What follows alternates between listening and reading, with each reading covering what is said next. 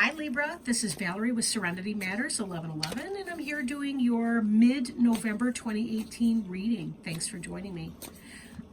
You may be able to hear me shuffling. If not, either turn up the volume or have your hearing tested. It sounds loud to me when I play these back. Anyway, today I'm working with the Tarot of the Greenwood. More or less. The Greenwood Tarot by Mark Ryan and Cheska Potter.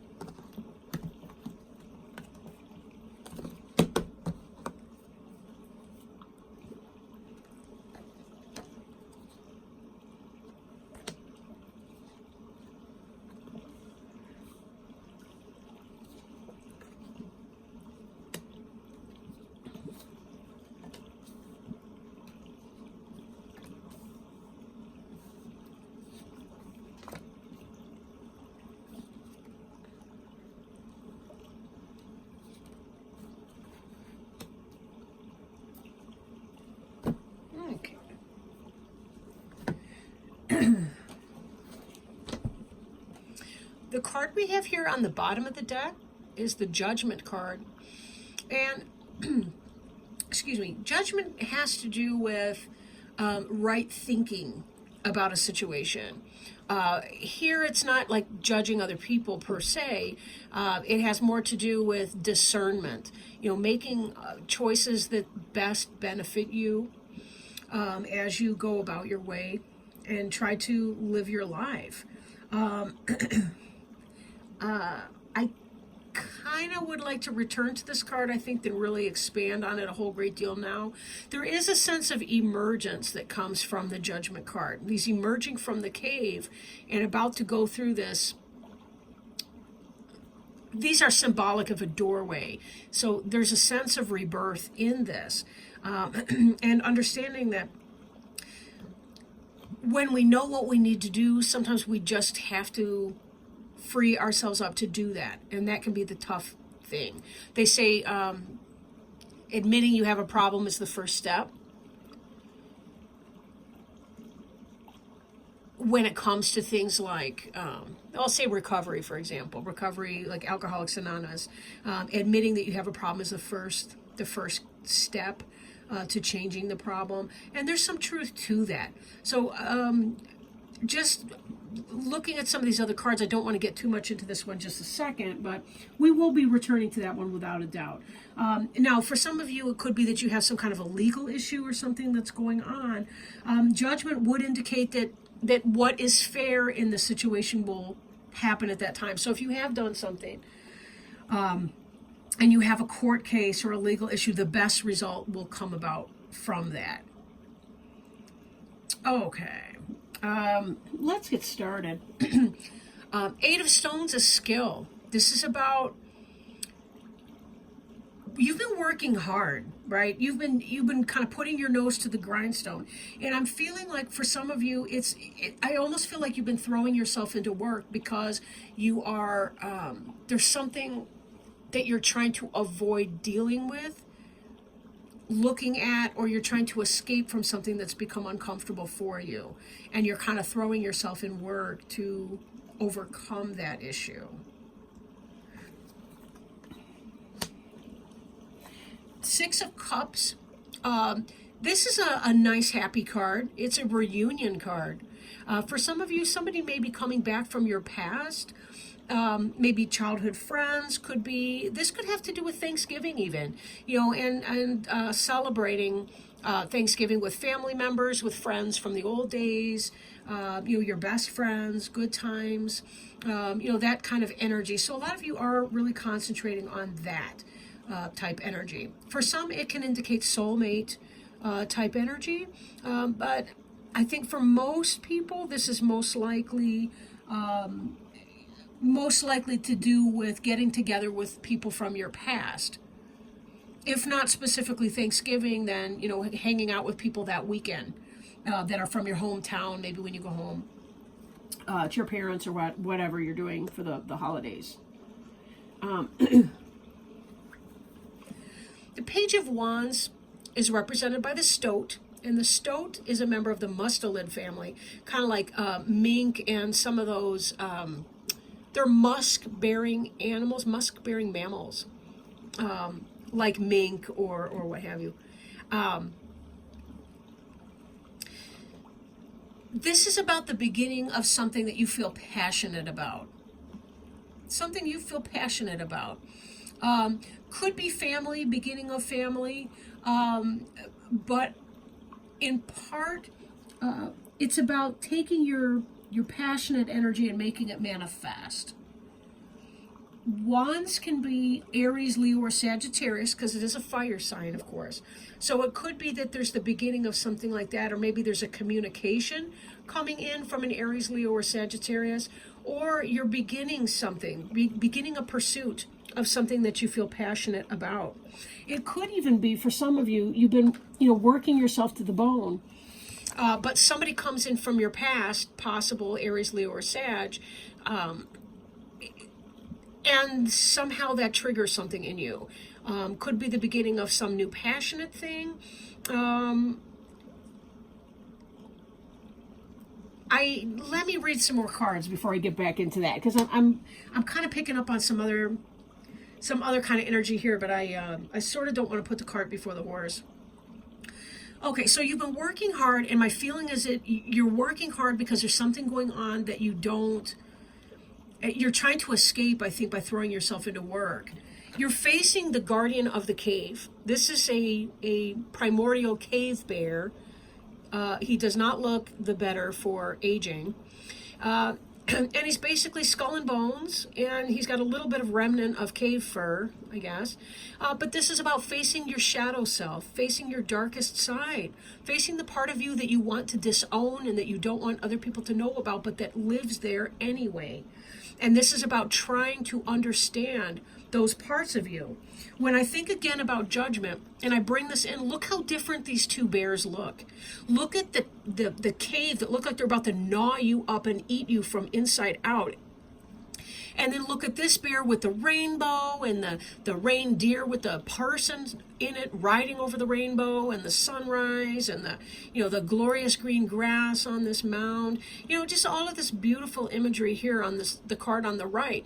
Whatever it is that you're thinking about, it's necessary for you to do to be able to understand who you are, what you need to do to be able to deal with your situation. Something's been going on that's been stirring up a lot of internal stuff for you. It could be things from your past, like how people in our current day relationships, whether at work, whether our partner, boyfriend, girlfriend, husband, wife, whatever type relationship we're in, sometimes they do or say things in the present tense, and it triggers a memory or triggers some kind of an issue that was developed in childhood when we didn't have the coping skills, the knowledge, or the brain development to be able to handle negativity from other people. It's something that's going on with you that's not comfortable, and you're trying to restore yourself. You love to use your intellect, Libra. You love to use your intellect to solve problems and to understand things and to come to decisions. You don't like to put yourself in the fire. You like to get the hell out of a situation when it's done. You like to cut and move on. And this next card here is about clearance. Whether you're excavating the internal sludge that weighs you down, that's your insides, whether it's dealing with something on your outsides, like your home life, your workplace life, whatever this is for you, you're thinking clearance. I got to get rid of the old so I can move on and enjoy my life again. You're not one to sit there and wallow in pity, and you're not one to sit there and just kind of take it on the chin and allow the punches to keep coming. Hopefully these are metaphorical punches and not real punches. Definitely seek help, professional help, if it is the other way. I'm not really picking up on that. I think I'm just talking at this point. But back to the, let me get over my mission drift here for a second. You're trying to do the inner work so that you can determine how to outwardly act. That's what this energy is all about. And in part why you're working so hard. But you're also working hard with this skill set here because you want to understand what's going on in there. You don't like to be a stranger to yourself. You want to be self-aware. You want to know, and you want to be able to come from this place of empowerment again with sound judgment. Excuse me. I don't know why I picked up this card again. 9 of Cups. You know, Cups is water sign. Cup is emotional and spiritual. 9 of Cups is generosity. 9 of Cups is wish fulfillment in other cards. There's something that happens when you get together with the people from your past. Maybe this Thanksgiving or whatever that means for you.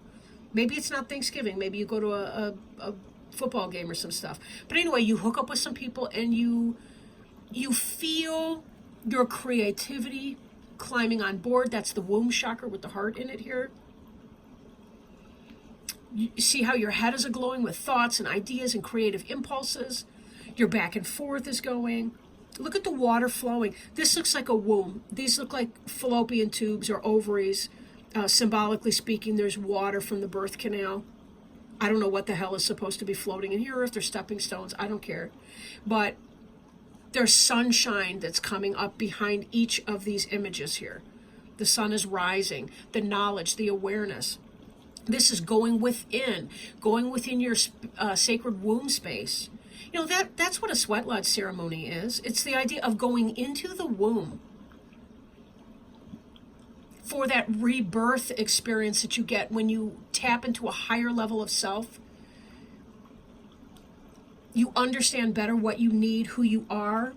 This is about generosity from others towards you and from you towards other people. This is who you are. This is who you want to be. And somebody has you feeling kind of clenched up.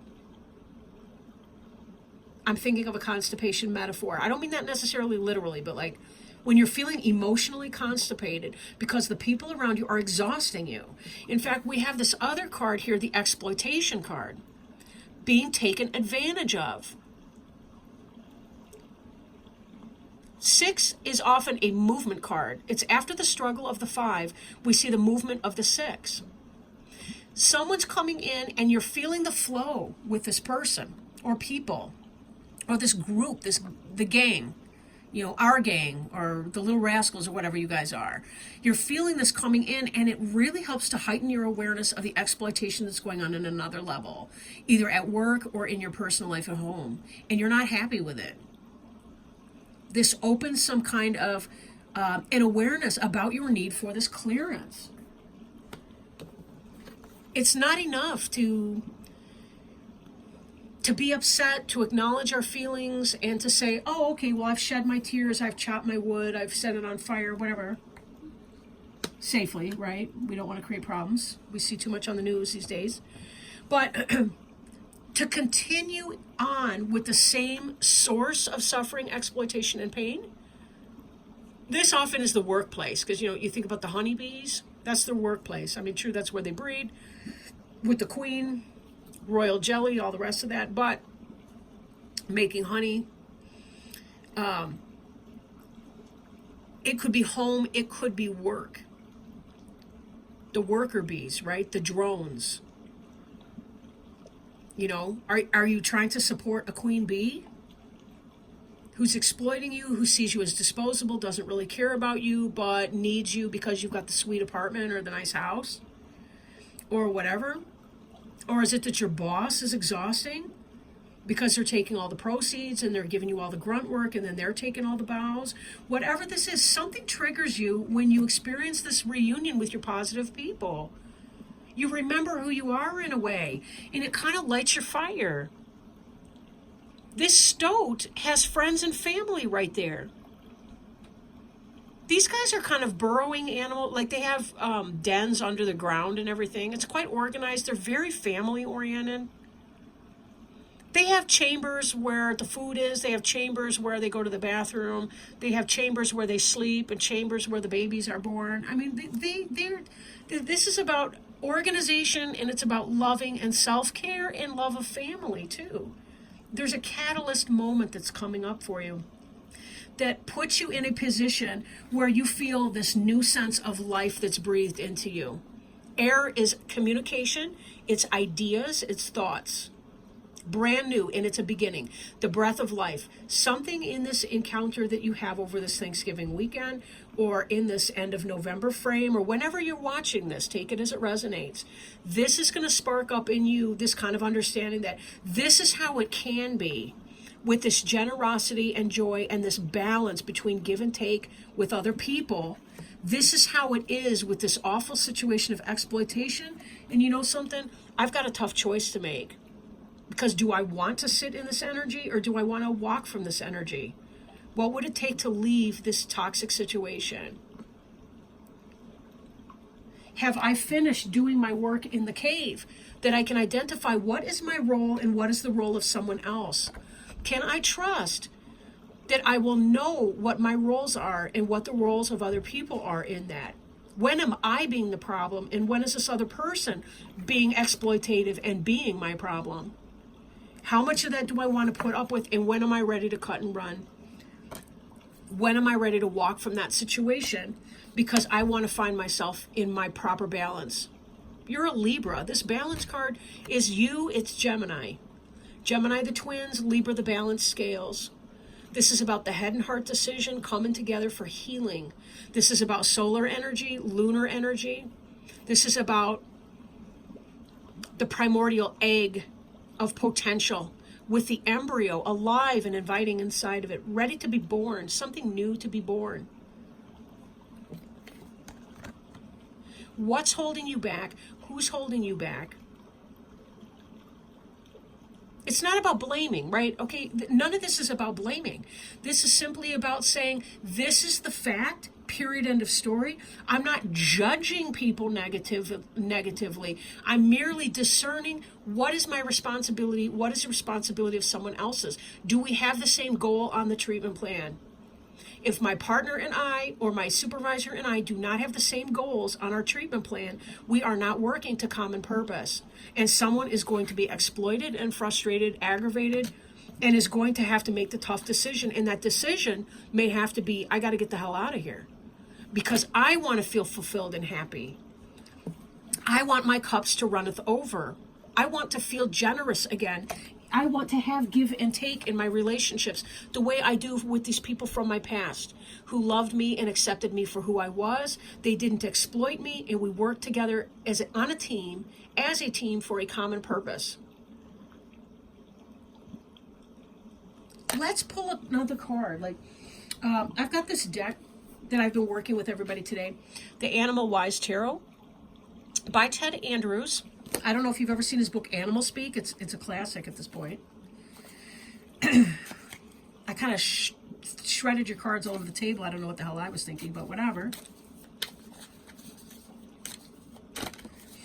See if we can't find a good totem animal to help you kind of identify what some of the lessons might be, how you might best approach whatever situation you're facing right now.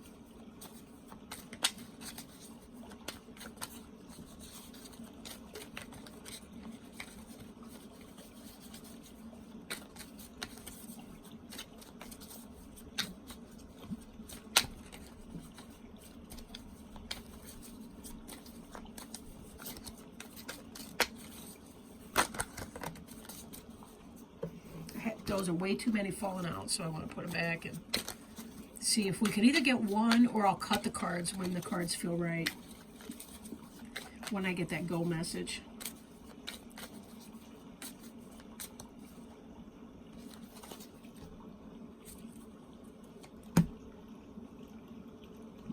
Ooh, all right.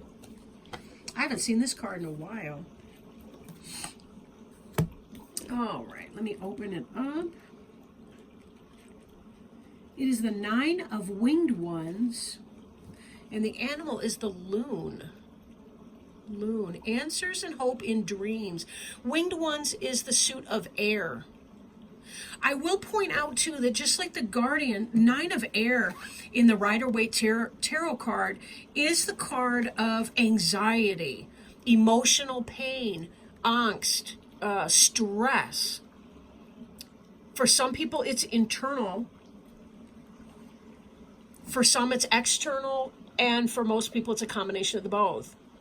But this has to do with looking at your internal process, right? The loon is unique among water birds, almost always found around water but clumsy on land. Powerful swimmers, loons can dive deeper and swim faster than other birds, including the penguin. When loon appears, it reminds us to pay attention to our dreams, since they will become more vibrant, more colorful, and more lucid, taking on greater importance, providing answers, and inspiring hope. The time is ripe for us to gain insight into our problems and anxieties through the dream state. It is not unusual for lucid dreaming to occur when loon appears. Lucid dreaming is also called shamanic dreaming. It's kind of where you go into a trance and you can travel to other worlds through the astral plane. Astral projection would be another way to describe that. In lucid dreaming, we become aware we are dreaming in the midst of the dream. The dreams may have a tendency to be intense, awakening old pains, but only so they can be cleansed out. Such dreams remind us of coming opportunities if we face and resolve past unhappiness. Though there may be sadness and some pain in the process, loon reminds us that anything lost is no longer healthy for us, and it will be replaced by something more beneficial. The loon has a haunting call that stirs us on a primal level. When loon shows up, it is calling us not only to pay more attention to our nightly dreams, but also to remind us of all the hopes, wishes, and dreams we have tucked to the back of our heart that are about to surface once more. And I'm hearing this card. The dreams that we used to have when we were younger, when we were with our friends, our kindred spirits, right? Loon's appearance reminds us not to compromise these, or we may find ourselves haunted. Its ability to swim, its iridescent colors, and haunting call symbolize the possibilities opening to us. Loon awakens imagination, reassuring us we are never given a hope, a wish, or a dream without also being given opportunities to make them reality. And with the excitation in the crown chakra and the awakening of the womb chakra in here, that ties me back again to the use of imagination and creativity that we saw in the Nine of Cups card. Okay. Loon awakens imagination, reassuring us that we are never given a hope, a wish, or a dream without also being given opportunities to make them reality. The only thing that shatters their possibility is compromise. Loon's appearance tells us when we deal with the past that haunts us, we open doors to fulfilling our greatest dreams and imaginings in the future. And this is the guardian, opening the doors of the past, right? Dealing with the past. Oh, excuse me, you can't even see the cards now. Dealing with the past that haunts us and opening the doors to fulfilling our greatest dreams. Opening the doors, being able to move through them into this new period of time, right? Now, if you are feeling kind of out of balance at this point in your life, you may ask yourself some of the following questions. Are we looking at life through rose-colored glasses? Are we hanging on to past troubles and despairs? Are we allowing our imagination to run away with us? Are we not acting on the dreams opening to us? Are we being impatient with others or ourselves? Are we giving up hope and not following through on promises to others and ourselves? Are we ignoring the messages in our dreams? And are we approaching them unrealistically? So trust in yourself, Libra. Trust in yourself. You have the right judgment to know what it is that you need to do when your time is ripe for your decision to be made. That doesn't mean that you have to act hastily on something. You know, the last thing you want to do is make a choice and then regret it forever. But that's unlikely to happen because we really can't even make mistakes. I mean, that's the thing. We have learning opportunities and some are more comfortable than others. But we also learn the fastest through the things that are the most uncomfortable for us. But there really are no mistakes. And if it is meant to be for you, you will not miss that opportunity. It will return to you. Then again, if you clear something out and you don't delay it and put it off for a year or two or three and all the rest, you're opening the door to the possibility that something new can come through, something that does belong for you. something that makes you feel excited about your life, something that brings that breath of fresh air in, something that helps you walk in a truer state of balance, something that helps you connect with your roots and feel that same sense of belonging that you did when you were with your home team.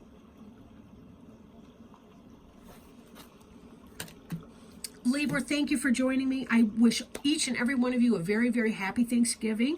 And I will be getting back with your next reading somewhere around the 1st of December, give or take a few days. Thank you so much for joining me today. Lots and lots of love to each of you, and I will talk to you soon. Bye now.